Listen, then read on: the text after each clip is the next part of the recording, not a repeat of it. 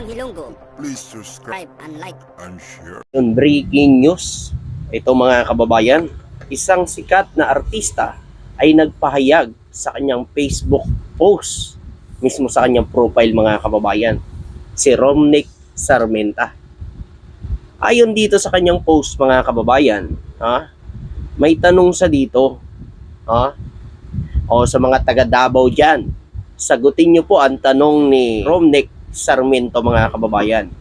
Bakit yung mga pinaghahanap ng batas madalas sa Davao natutuntun?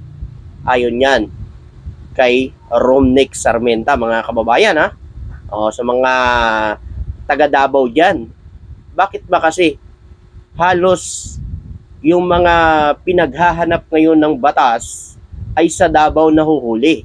Ayon yan kay Romnick Sarmenta mga kababayan.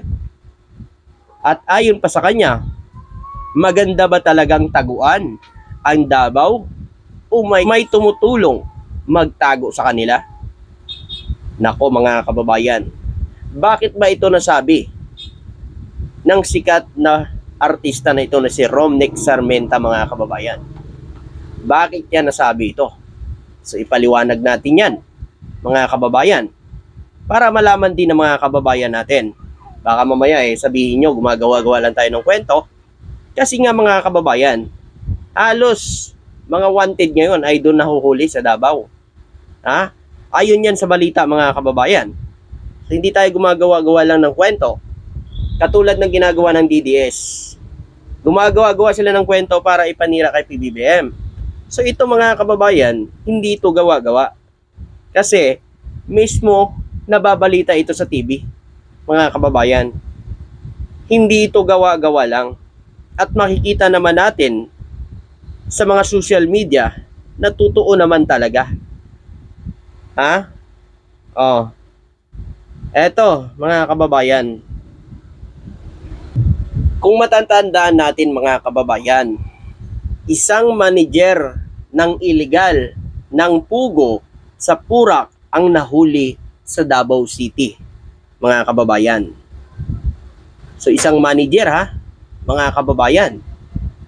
Nabalitaan nyo naman siguro yan sa mga TV o mga media platform mga kababayan.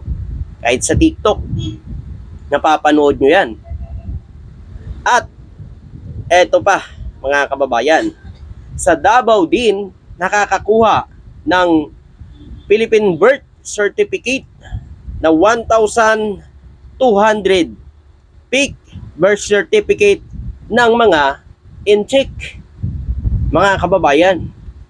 Kaya hindi din natin masisisi kung bakit naiisip ng aktor na ito na si Romnick Sarmenta kung bakit ito'y takbuhan ng mga may kasalanan sa batas ang Davao. Di ba nga sinasabi pinagmamalaki ng mga didilis na ang Davao ay ang pinaka-peaceful, pinakamalinis, mga kababayan. Paano ito? Bakit doon nahuhuli hang mga wanted at may kasalanan sa batas? Inano ko lang to mga kababayan hindi tayo gumagawa-gawa lang ng peke o fake news, kundi ito'y balita talaga. Ito pa, Apollo Kibuloy, di ba? Na aresto. Nito lang din mga kababayan. Sa Davao din. Bali 16 days na paghahalungkat kay Kibuloy doon sa pinagtataguan niya doon sa may kanyang Jesus Christ of Kingdom, di ba 16 days. So ang tagal. Tapos nung siya ay nasukol na ng mga kapulisan, nasukol na ang pinagtataguan niya, tsaka na siya lumabas. Ngayon, pinalabas ng mga didiles o mga kampon ni Kibuloy na sinasabi nila na si Kibuloy daw ay kusang sumuko, mga kababayan.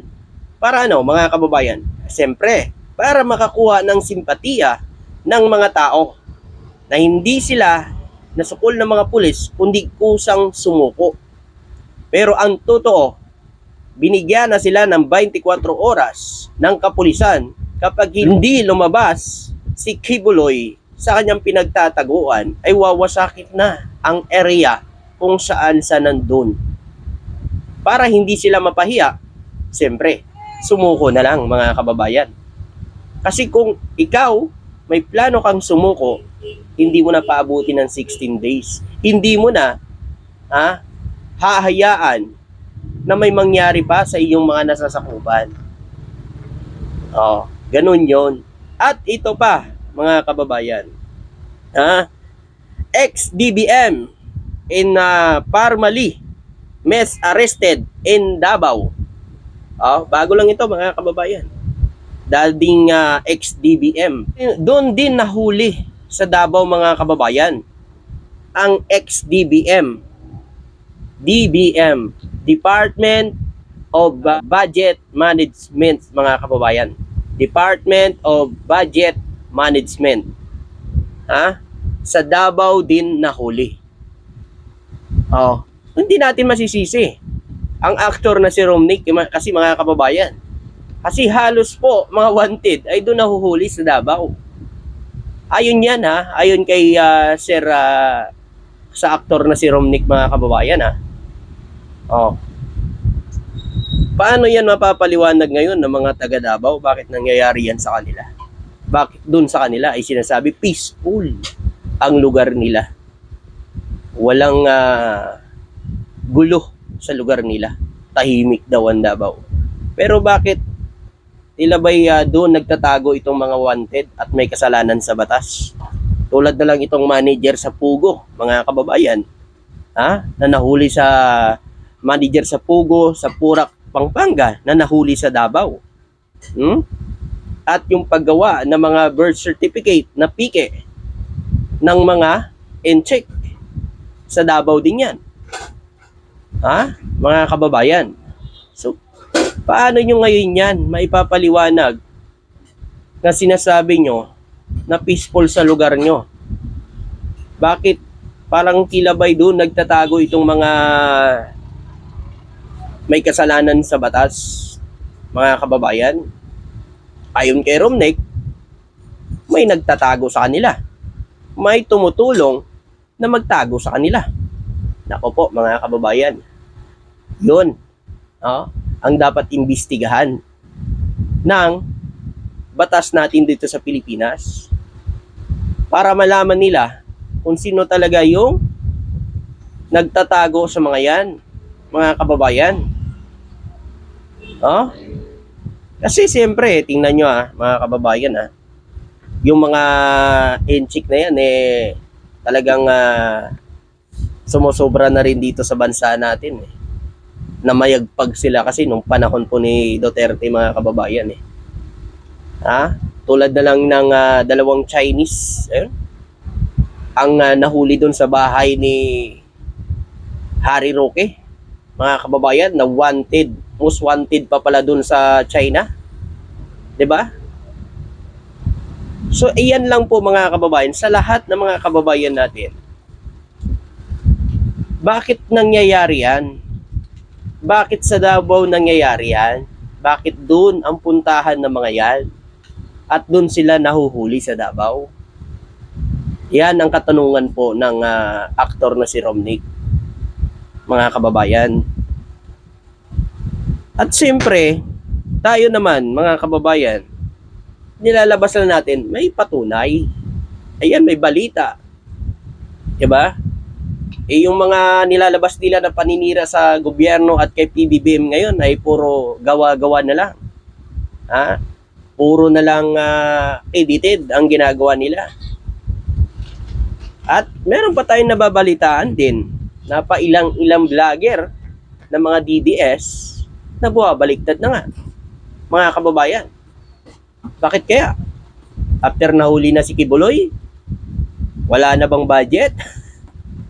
Wala na bang maibigay? Kaya yung iba nagsibaliktad na. Kasi nahuli na si Kibuloy, mga kababayan. Ayan po sa mga kababayan natin. Sa mga nanunood dyan. Ang tanong na ito, mga kababayan, Bakit sa Davao ito nangyayari? Peaceful ang Davao. Yan ang pinagmamalaki ng mga didilis. Peaceful ang Davao. Ha, mga kababayan? Kaya sa mga didilis, huwag kayong magalit kay Romnek kasi nagtatanong lang naman siya eh. Tinatanong lang naman kayo, mga kababayan. Bakit ba diyan nahuhuli itong may mga kasalanan sa batas? Madali lang naman yan, mga kababayan. Pwede nyo sagutin yan. Lalagay ko rin din sa screen para makita nyo na hindi ako gumagawa lang ng kwento, mga kababayan. So, ayun po, mga kababayan. Siyempre, sa mga viewers natin, patuloy na sumusuporta no, sa kay Tropang Ilonggo. Maraming salamat po, mga kababayan. Basta tayo dito, nakikita nyo naman, may ebidensya tayo. May patunay na yan ay totoo. Nakita na natin sa buong balita yan, mga kababayan. Ibinalita ko lang sa inyo ulit. Kasi siyempre, mga kababayan, nagtataka tayo eh. 'Di ba? Yung manager sa Purak, Pampanga, doon nahuli. Pastor Kibuloy. At siyempre, yung bagong balita ngayon na ex-DBM, mga kababayan, na nahuli din sa Davao. 'Di ba? Yun lang yun, mga kababayan eh. Yan lang, mag-isip na tayo eh. Nasa inyo na yan kung ano yung pag-iisip nyo. So yun po, mga kababayan, maraming salamat po at magandang araw po sa inyo lahat. God bless at magandang araw.